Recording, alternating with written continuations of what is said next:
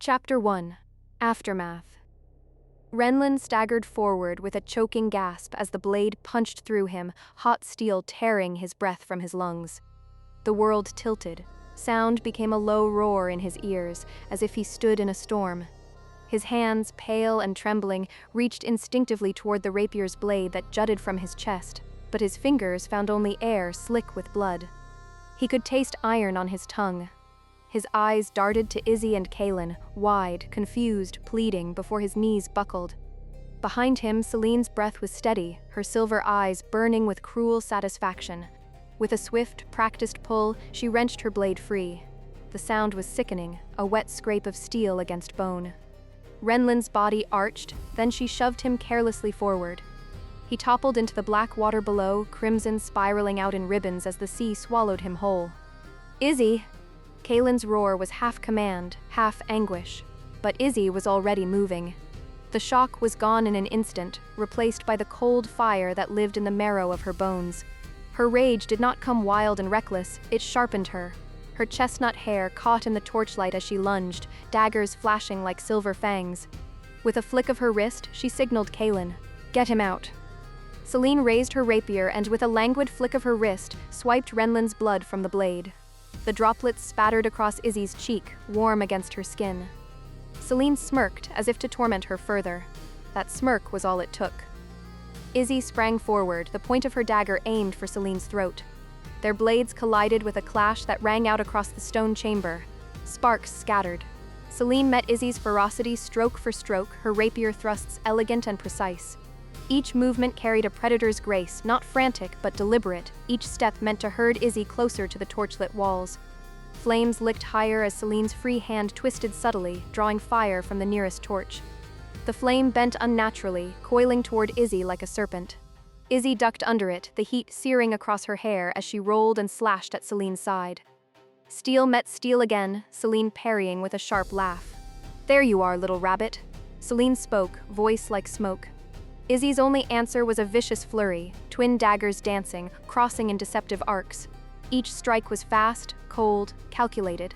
Every ounce of pain from her past distilled into motion. Her violet-gray eyes locked with Celine's silver ones, neither blinking, neither yielding. Meanwhile, Kaelen thundered to the water's edge. His heavy frame hit the stone with a splash as he reached down, hauling Renlyn's limp body up from the tide. Blood streamed between his fingers as he clamped a hand over the wound, growling curses through clenched teeth. "Stay with me, scribe, stay with me." Renlyn's breaths rattled, shallow, each one weaker than the last. But Kaelen had no time to despair. Above them, Izzi and Celine's battle had become a storm, steel ringing, fire twisting, shadows dancing like specters on the temple walls. Kaelen knelt in the pooling saltwater, Renlyn's blood seeping hot through his fingers. The scribe's breaths were shallow, uneven, each one catching like a torn sail. Kaelen's broad hands worked with brute delicacy, ripping fabric from his own leathers to bind the gaping wound. "Hold, boy, don't you dare leave us." His tusked jaw clenched as he pressed harder, the copper tang of blood thick in his nose. Above the roar of water, steel sang against steel. Izzi's daggers struck in a relentless rhythm, each clash with Celine's rapier reverberating through the chamber. She risked a glance past her opponent, violet-gray eyes catching Kaelen's hunched form over Renlyn. A flicker of fear flared in her chest, but she smothered it, pressing forward with the cold assurance of command. "Keep him breathing," she snapped between strikes. Kaelen grunted without looking up, his thick fingers knotting the makeshift bandage. Izzi lunged and Celine met her, steel shrieking as blade caught blade. They were matched, every thrust, every feint answered in kind. Izzi's movements were sharp, fast, honed by rage and precision. Celine's were fluid, practiced, the elegance of a predator at play. Neither yielded ground, their weapons sparking like lightning in the torchlit dark. Celine's smirk widened, her silver eyes glimmered, and with a flourish she hurled her free hand toward the nearest torch. Fire leapt into her palm, condensed into a searing orb. With a flick of her wrist, the fireball blazed across the narrow gap. Izzi had no time for caution. She raised her forearm to shield her face and dove straight through the torrent. Heat engulfed her, the flames licking her braid, smoke stinging her lungs. One of her daggers spun from her grasp as the old wound on her hand tore open anew, hot blood mingling with the fire's bite. She hissed, but did not falter. Through the blaze, her other dagger struck true, the steel bit deep into Celine's hip. Celine gasped, her body twisting with the impact. For the first time, her composure faltered, but only for a heartbeat. Her hand clamped the wound, blood seeping between her fingers, and then her lips curved into that same infuriating smile. "Well done," she breathed, voice laced with venomous amusement. "You've finally managed to touch me. Shame it won't matter." Her words were a blade of their own, stabbing where Izzi's heart remembered too much. Izzi's chest rose and fell, her hand blistered and bleeding, her dagger slick with Celine's blood. Behind her, Kaelen tightened the final knot of his crude bandage on Renlyn's chest. The scribe's breathing steadied by a fraction, fragile, uncertain. Kaelen lifted his gaze, the firelight catching the fury in his green-gray eyes. He rose, water cascading from his leathers, his greatsword glinting as he moved to Izzi's side. Together they stood, battered, scorched, bloodied, facing Celine as she straightened, still smiling, silver eyes burning brighter against the shadows. For the first time, the air seemed to still, torchlight trembled, water lapped at the stones, and 3 lives hung in the balance of what came next. Kaelen's massive frame shifted beside Izzi, his blades catching the glow of the torchlight. His voice rumbled low, steady as stone. "This ends now." For the first time that night, Celine turned her gaze fully upon him. Silver eyes narrowed, her lips curling into a sly smile as she dipped her head. "As you say." Her hand snapped outward, flame blossomed, erupting into a wall of fire that roared between them. Heat thundered against the chamber walls, drowning them in orange and smoke. For 5 long seconds the inferno raged, and when it died, Celine was gone. Only the stench of charred air and the echo of her laughter remained. Then came the pounding of boots. From the temple's inner halls, guards spilled onto the wooden dock in formation, 10 strong, their blades and spears catching the trembling torchlight. Their shouts filled the chamber, rattling like thunder. For a breath, silence hung between Izzi and Kaelen until Izzi's voice cut through it, low and venomous. "Stay back, Kaelen. They're mine." As she knelt down, picking up the dagger that she had dropped. Kaelen blinked, caught off guard. The tone was not Izzi's usual quick wit or fierce confidence. This voice was colder, darker, a shard of something buried deep, finally freed. The first guard lunged. Izzi met him head-on, her daggers blurred, cutting an arc that split his throat before he could even cry out. Blood fanned across the dock planks, hot and thick. She whirled into the next, her blades striking with precision and merciless rhythm. Each step was calculated, each movement executed with inhuman speed. The guards tried to rally, 3 surrounding her with spears. Izzi darted low, slipping under their thrusts, her daggers plunging upward into ribs and soft bellies. The crack of bone, the hiss of steel through flesh. The dock became a slaughterhouse. Kaelen stood frozen, watching as his companion tore through the temple guard like a storm given flesh. There was no hesitation in her strikes, no mercy. Even when blades nicked her leathers, she ignored the wounds, driving forward with an unrelenting hunger. By the time the last guard fell, gurgling on his own blood, Izzi stood in silence, chest heaving, her violet-gray eyes glacial and empty. Her hands dripped red, her daggers slick, her braid plastered with gore. Kaelen finally breathed, voice rough. "Iz?" She turned toward him, eyes still distant, predatory. He stepped forward, slow but certain, and wrapped his thick arms around her. The daggers clattered to the dock. For a long moment she did not move, then the hardness in her gaze cracked and her eyes softened. Her body shuddered against his chest as if she were surfacing from drowning. More shouts echoed from the temple halls. Another wave of guards approached, dozens this time. Kaelen's jaw tightened. "We have to go. The guards will tend the boy. They know his duties here. They'll see us as the perpetrators if we stay." Izzi's lips parted, protest rising, but Kaelen's eyes met hers with quiet resolve. She swallowed hard, her hands trembling. At last, she gave a reluctant nod. Together they dove from the dock, the black water closing over their heads. They swam hard beneath the surface, the world above muffled into a distant chaos of boots and shouts. When they surfaced in a shadowed alcove far from the temple's light, Izzi dragged herself onto the stone, chest heaving. Her eyes burned, not from the salt water but from fury and grief. Celine had slipped through her fingers again. Renlyn's life hung by a thread. She clenched her fists, blood still streaking her skin, and whispered hoarsely into the night. "She got away, and Renlyn—" Kaelen said nothing. He only set his hand on her shoulder, grounding her, as the dark water lapped quietly at the stone beneath them. The castle loomed like a wound against the night sky, its jagged towers stabbing upward through mist and moonlight. Celine's steps echoed across the cavernous main hall, stone floors painted with the wavering glow of braziers. Her silver eyes gleamed, and her hand hovered possessively over the cloth-wrapped bundle tucked against her side, the prize she had bled for. From the shadows, a voice slipped like a knife through silk. Was this really necessary?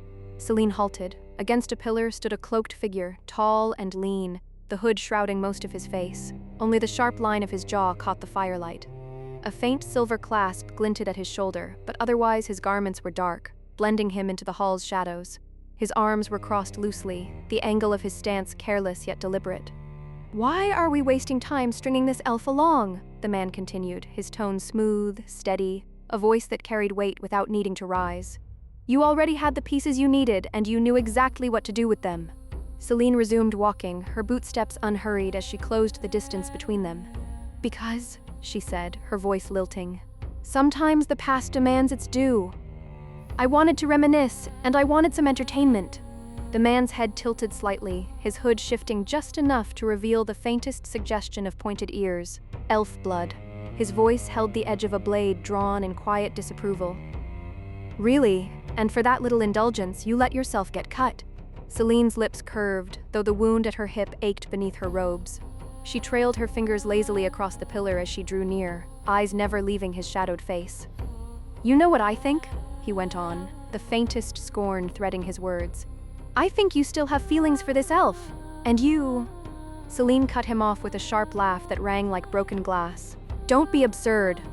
From the folds of her cloak, she drew forth the object wrapped in cloth and unfurled it with a flourish. The braziers flared as though in reverence. In her hands gleamed a fragment of the Artifact of Thalen, a shard of ancient design, etched with runes that seemed to ripple faintly as though alive. Its glow cast her features in a halo of cruel triumph. "See?" she murmured. "Nothing wasted, nothing lost." The man's gaze shifted to the fragment. Whatever irritation lingered in his voice, it fell away beneath the pull of the artifact's strange radiance. He stepped from the pillar and walked with her, slow, deliberate strides echoing hers. Selene, ever the predator, slipped behind him as they passed into the deeper hall. She wrapped her arms around his torso from behind, her cheek brushing his shoulder, her whisper hot against his ear. "You worry too much. Enjoy this with me. We're on the cusp of something eternal." His shoulders stiffened at her touch, irritation plain even in his silence. With a sharp shrug, he shook her off, stepping out of her grasp. His attention remained fixed on the shard of Thalen cradled in her hand, the light of it painting his hooded face in flickering lines. The man turned the piece in his hands once in the torchlight. Runes shimmered faintly across its surface like ripples upon water, spilling pale radiance into the gloom. He studied it with a quiet intensity, long enough for Selene to wonder if even he could hear the whispers that clung to the fragment. Then, without ceremony, he tossed it back to her. Selene caught it effortlessly, though the careless gesture stoked an ember of annoyance in her chest. "Where's the next lead?" he asked. His tone was calm, but beneath it throbbed a pulse of impatience, like a drumbeat held too long. "I need something to do. I grow tired of waiting in this ruin while you reminisce." Selene cradled the shard against her palm, lips curving. "So restless, always eager to leap ahead." Her silver eyes gleamed as she stepped closer, her voice turning low, suggestive. "Perhaps we should celebrate first. You could always do me, if that's what it takes to ease your impatience." His demeanor did not shift, not a flicker of amusement, not even disdain. The hood shadowed his features, but his silence was a wall, as unyielding as his presence. Selene tilted her head, studying him like a puzzle. Every other soul she'd touched she could unravel with ease, memories laid bare beneath her lips and hands. But this one, this cloaked man, his magic was an armor she could not penetrate. Every attempt to slip past it had met only emptiness. It unsettled her, it intrigued her. Her smile returned, sharper now. "You're no fun," she breathed, stepping ahead of him, the long train of her cloak brushing over the stone as she led the way. He followed in silence, his boots striking steady, measured echoes through the hall. As they reached the arching doors of her private chambers, Selene slowed, her fingers tracing the cold iron handle. She wanted to taste him, to test again the barrier that kept him sealed away from her touch. Was it truly impenetrable? Or had she simply not pressed deep enough? She glanced back over her shoulder, eyes glittering in the dim light. "Come," she murmured, pushing the door open into her chamber's gloom. "We can speak of leads and maps later. For now." Her lips curved into something between invitation and challenge. "Let's see if you're as untouchable as you pretend to be." The cloaked figure stepped inside, the firelight bending around him. Still silent, still unreadable. Celine's pulse quickened, not with desire, but with the thrill of facing a locked door she was determined to break. The heavy doors closed behind them with a resonant thud. Celine's chambers stretched wide, draped in crimson silks and shadows, a bed of blackwood looming at the far wall. Golden braziers spilled a languid glow, making the tapestries shimmer like liquid fire. She let her cloak slip from her shoulders, the fabric whispering to the floor. The wound at her hip tugged sharply, but she welcomed the pain, a reminder of Izzi's mark, of unfinished business. She turned her attention instead to the cloaked figure now standing inside her room, still as stone, his hooded gaze locked on the shard of Thalen glowing faintly in her hand. Celine approached with the slow grace of a predator, silver eyes fixed on him. "You hide yourself too well," she murmured, voice a silken coil. "Even now, I can't see what lies beneath." "Come," she whispered. She brushed against him deliberately, the tips of her fingers gliding across his chest as if tasting the weave of his cloak. He didn't flinch, didn't lean in, only shifted slightly, as though tolerating her touch rather than succumbing to it. That only made her smile deepen. "You see," she whispered, circling him now. "That makes you the most interesting man in this castle. Everyone else I can unravel with a kiss. One brush of my lips and their lives open to me like a book. But you—" She appeared behind him, pressing her palms against his shoulders, her breath warm against the edge of his hood. "You're a closed tome." Her lips ghosted against the line of his jaw, her magic surged with the contact, threads of fire and memory seeking an opening. Nothing, just an endless void. He turned, not violently but firmly, his hand catching her wrist. For the first time, he spoke with something sharper in his tone.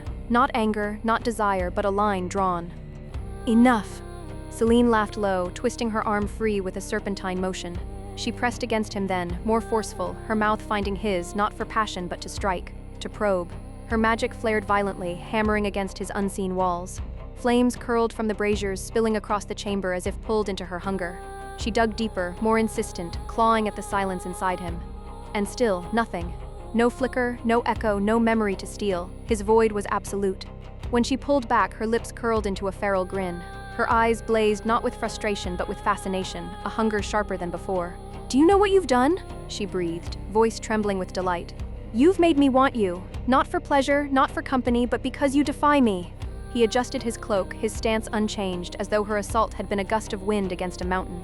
"Then you'll want forever," he replied, voice steady as he sat on her bed of soft silks. Celine's laughter rang, sharp and bright, echoing through the chamber.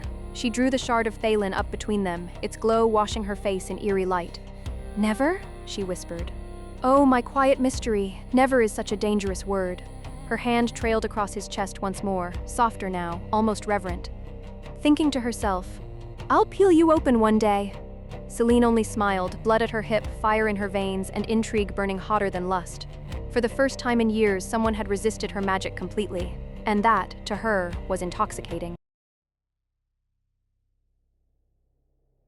Thank you for listening. Please like, comment, and subscribe. More chapters are on the way.